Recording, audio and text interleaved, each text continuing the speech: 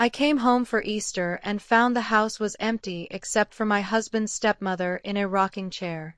A note said, "Gone on vacation with my ex. You'll stay home and take care of stepmother. She needs your help." I looked her in the eye and said, "Shall we begin?" She nodded. I, 29F, pulled into my driveway Easter Sunday expecting the usual chaos of family dinner prep. Instead, I found silence. The front door was unlocked, which immediately set off alarm bells in my head. Walking through the foyer, I called out but heard nothing back. The living room was eerily quiet except for the gentle creaking of the old wooden rocking chair by the window. Sitting there was my husband's stepmother, a woman in her 70s who had always been sharp as a tack despite her frail appearance. She looked up at me with knowing eyes that held secrets I was about to discover.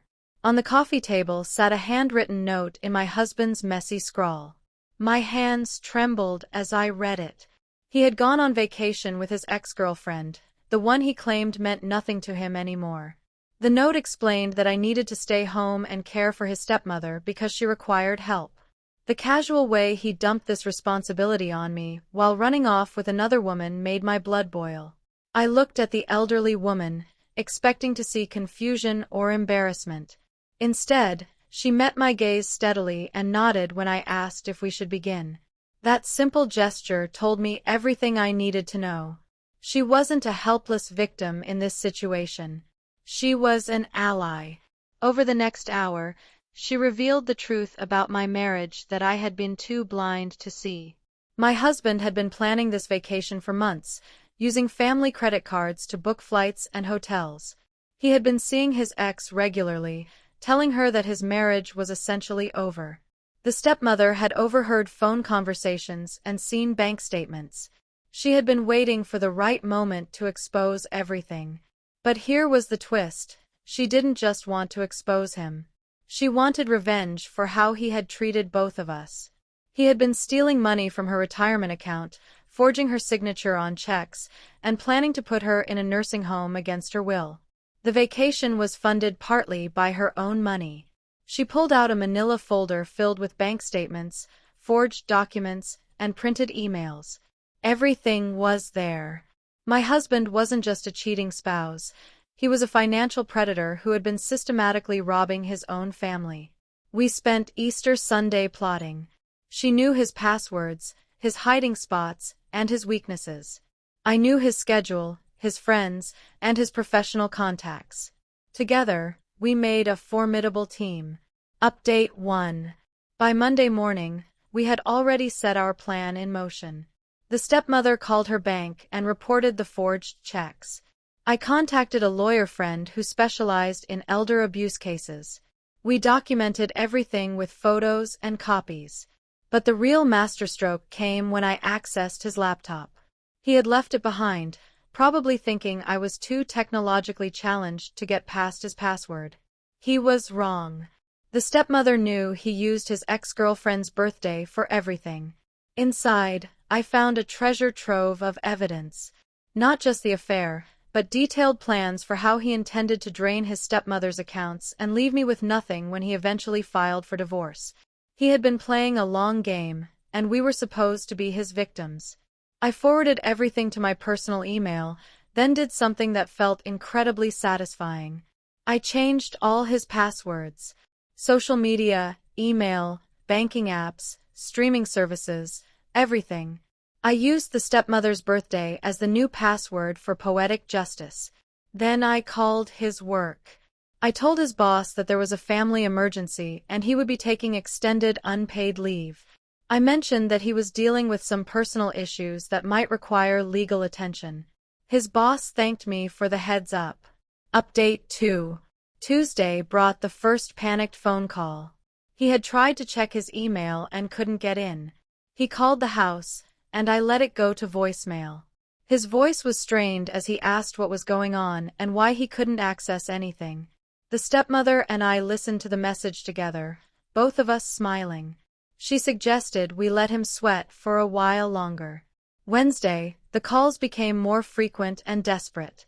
He had apparently tried to use a credit card and found it declined. The bank had frozen the accounts pending investigation of the elder abuse claims. His ex-girlfriend was probably wondering why their romantic getaway had suddenly become a financial nightmare. I finally answered Thursday morning. He immediately demanded to know what I had done. I calmly explained that I had discovered his theft from his stepmother and his plans to leave me destitute.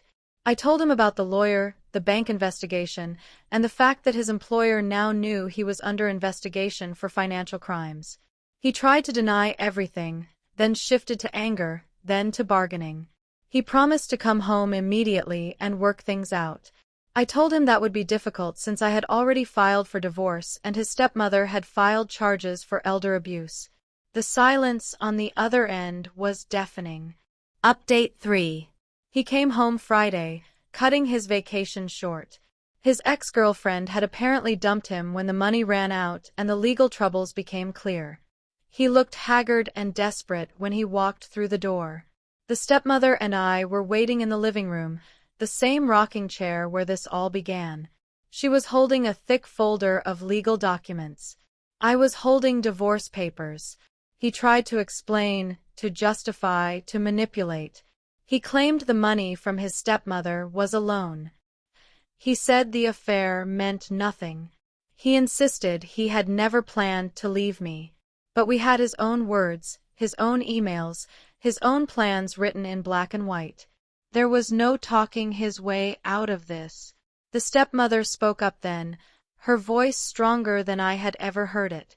She told him exactly what she thought of a man who would steal from his own family and abandon his wife. She informed him that she was pressing full charges and that he was no longer welcome in her life. I handed him the divorce papers and told him he had 24 hours to find somewhere else to live. The house was in my name, something he had forgotten in his arrogance. Final update. It's been 3 months now. The divorce was finalized last week. He pled guilty to elder abuse charges and received probation plus restitution. His ex-girlfriend wanted nothing to do with him once his true nature became clear. The stepmother moved in with me permanently. We discovered we actually enjoy each other's company immensely. She's sharp, funny, and has a wealth of life experience that I find fascinating. We've become genuine friends, bonded by our shared experience of being underestimated by the same man. I kept the house, got half of everything legitimate he owned, and his stepmother recovered most of her stolen money. More importantly, I gained something I never expected, a real family member who actually cares about me. Sometimes I sit in that same rocking chair where she was waiting for me that Easter Sunday. I think about how different my life might have been if I had just accepted his note at face value and spent the weekend playing nursemaid while he lived it up with another woman. Instead, I found an ally in the most unexpected place.